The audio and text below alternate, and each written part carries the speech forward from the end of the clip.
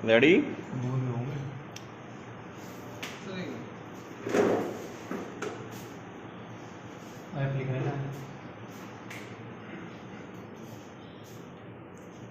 Start.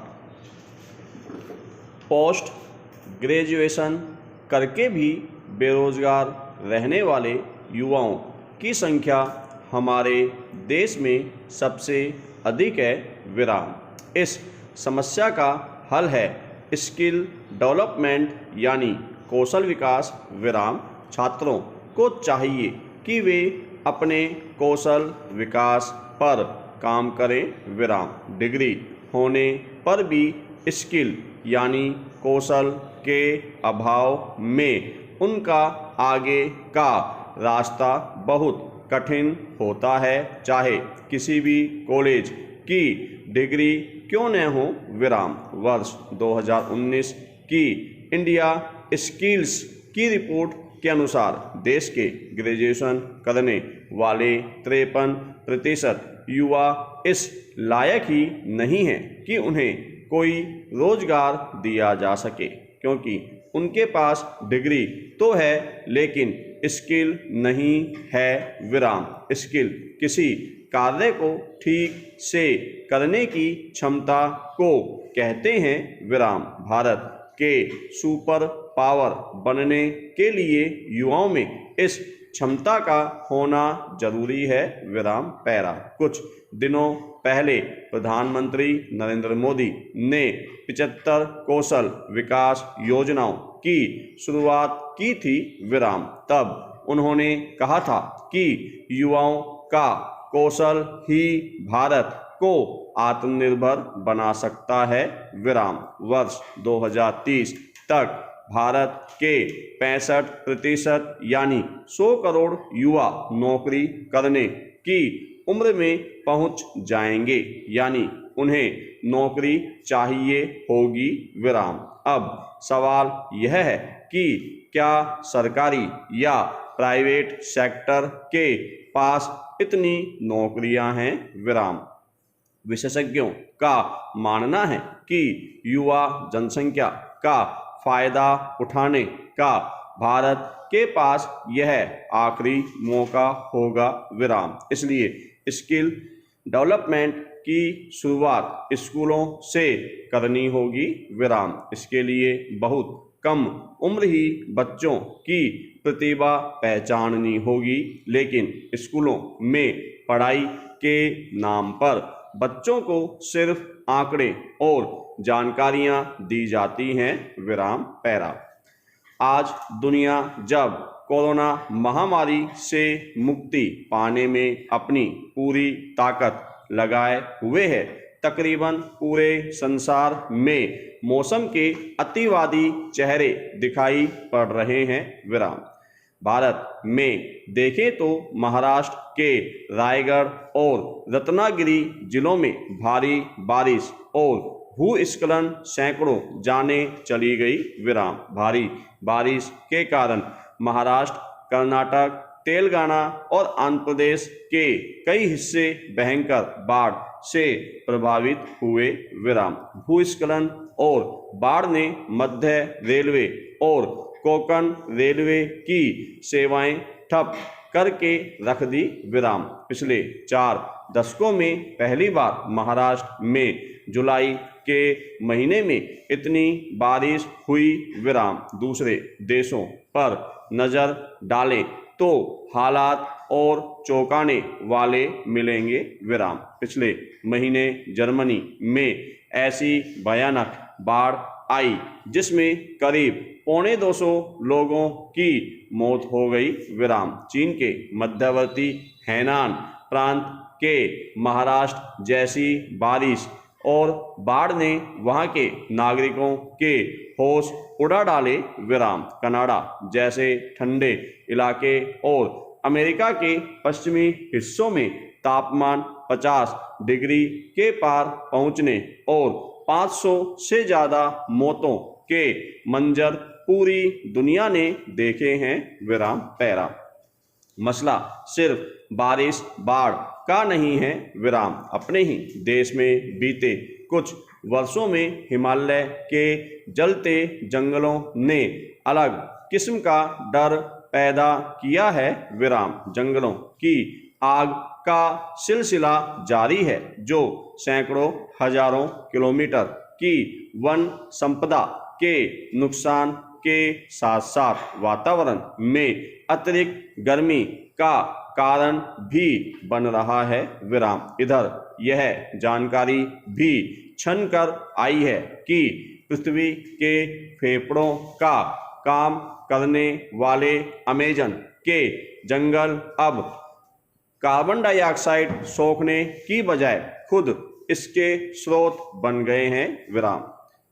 दावा है कि पिछले कुछ वर्षों में यूरोप की मशहूर आल्प्स पर्वतमाला में 1000 से ज़्यादा झीलें बन गई हैं। विराम। इसकी वजह हिमनदों के पिघलने की प्रक्रिया में तेजी आना बताया जा रहा है। विराम। इधर हिमालय में भी हिमनदों के तेजी से पिघलने और अचानक टूटने से एक के बाद एक दुर्घटनाओं का क्रम बना हुआ है। विराम। ये सारी सूचनाएं स्वाभाविक हैं कि चिंता पैदा करती हैं। विराम। साथ ही ये चिंताएं इन प्राकृतिक घटनाओं के कारणों की तह में जाने और वे समाधान खोजने को भी प्रवृत्त करती है जिनके बल पर इंसान अपने विकास और वजूद को बचाए रखने में सफल हो सकता है। विराम। पैरा। मौसम का यह अतिवाद आखिर क्यों जगा? इसे लेकर एक आम समझ यह बनती है कि मौसम में थोड़ी बहुत ऊंच नीच सदियों से चलती आई है। विराम। किसी साल ज़्यादा बारिश होती है तो किसी साल ज़्यादा गर्मी पड़ जाती है। इस तरह कुदरत पूरी दुनिया का मौसमी संतुलन साधती रहती है। विराम। लेकिन मौसम विज्ञानी इस तरह नहीं सोचते।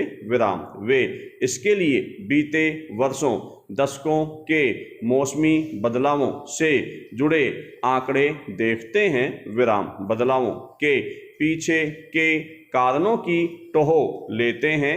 विराम। ठीक उसी तरह जैसे यूरोप के आल्प्स में 1000 से ज़्यादा झीलें बनने का आंकड़ा जारी करते हुए स्विस फेडरल इंस्टीट्यूट ने हाल के अपने एक शोध में बताया है। विराम। इसमें कहा गया है कि इस इलाके में हिमनदों के पिघलने से झीलों का निर्माण नया तो नहीं है लेकिन हाल के वर्षों में इसमें काफ़ी तेजी आई है। विराम। तथ्यों के मुताबिक आल्प्स में सन 1850 के बाद से ही झीलों की संख्या में बढ़ोतरी होने लगी थी।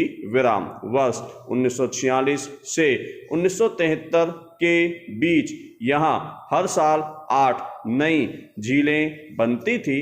विराम। हालांकि बीच में यह रफ्तार कुछ कम हुई लेकिन 5 साल पहले यानी 2016 से इसमें एक बार फिर काफ़ी तेजी आ गई। विराम। पैरा।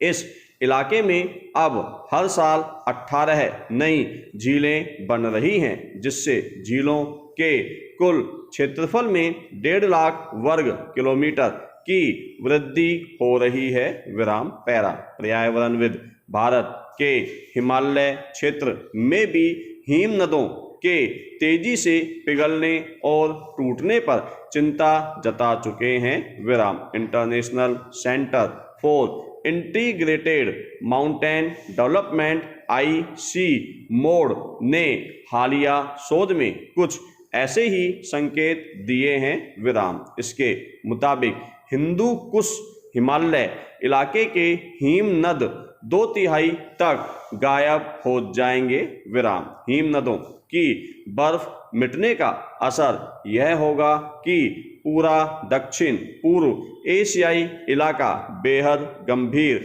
जल और खाद्य संकट से घिर जाएगा। विराम। नतीजा इस क्षेत्र के 2 अरब से ज़्यादा लोगों को भुगतना पड़ेगा विराम। साफ लग रहा है कि प्रकृति हमसे रूठने लगी है विराम। वर्ष 2013 में केदारनाथ त्रासदी और इस साल चमोली आदि इलाकों में हुए हादसे इसकी गवाही देते हैं कि इंसानों की दखलंदाजी से कुदरत कितनी ज़्यादा नाराज है विराम। पैरा मौसम के अतिरेक भरे तेवरों के बारे में स्काईमेट ने एक आकलन किया है विराम। इसके अनुसार सन 1970 से 2005 के बीच भारत में मौसम के अतिरेक से जुड़ी 250 घटनाएं हुई थी विराम। लेकिन बीते 15 वर्षों में यह गति बढ़ गई है विराम। वर्ष 2005 से 2020 के मध्य ऐसी घटनाओं की संख्या 150 रही विराम। मौसम का अतिवाद पहाड़ों में बादल फटने तो मैदानी इलाकों में अचानक बारिश होने और बाढ़ आ जाने के अलावा चक्रवाती तूफानों, भीषण गर्मी या सूखे के रूप में नजर आ रहा है विराम।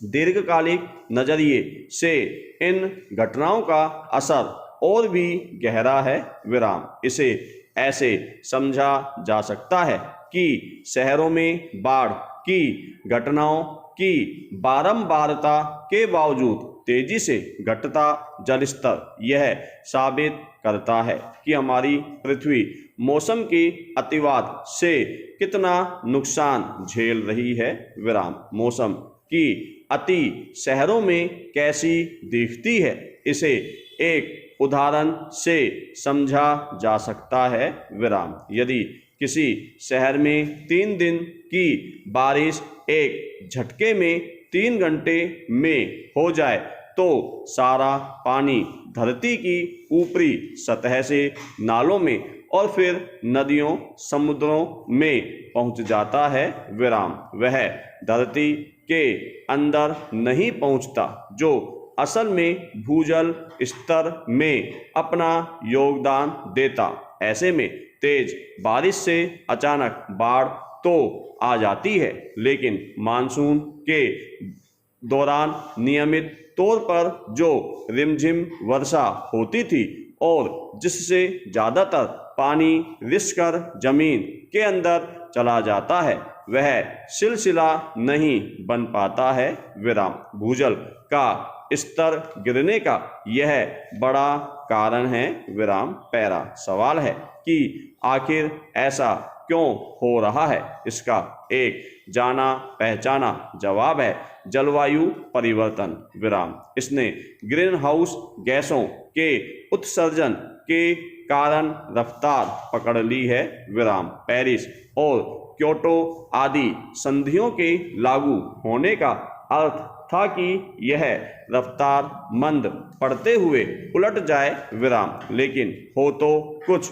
और ही रहा है विराम। संधियां या तो लागू नहीं की गई, अमेरिका जैसे देश ने इससे अपने को अलग कर लिया विराम, या फिर ये प्रयास ढकोसला मात्र बनकर रह गए विराम। पर्यावरण की फिक्र करने, उसकी रक्षा करते हुए खुद का अस्तित्व बचाने की कोशिशों को दुनिया के ज़्यादातर देश महज किताबी मान रहे हैं विराम। सरकारों से लेकर आम जनता तक इस बारे में कोरी संजीदगी दर्शाती है विराम।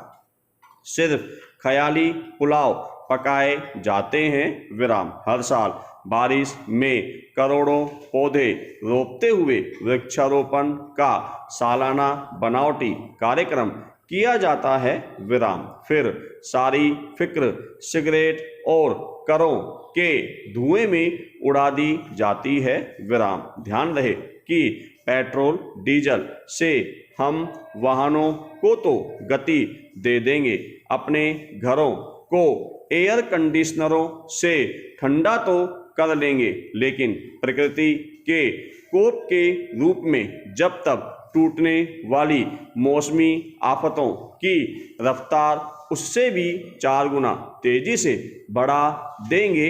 विराम पैरा। विश्व विज्ञान मौसम संगठन WMO की ताकीद पर कान देंगे तो सुनाई देगा कि अगर धरती का तापमान बढ़ाने वाली कोशिशों पर 2 गुना तेजी से अमल नहीं हुआ तो हमारे सारे विकास का चौपट करने वाली बारिशों, बाढ़ों, गर्म मौसमों, तूफानों, चमकती बिजलियों आदि का खौफनाक सिलसिला हमारी देहरी पर मौजूद खड़ा है। विराम। दरवाजे की कुंडी खटक चुकी है, अब फिर सैलाब के घर में घुसने भर की देर है। विराम।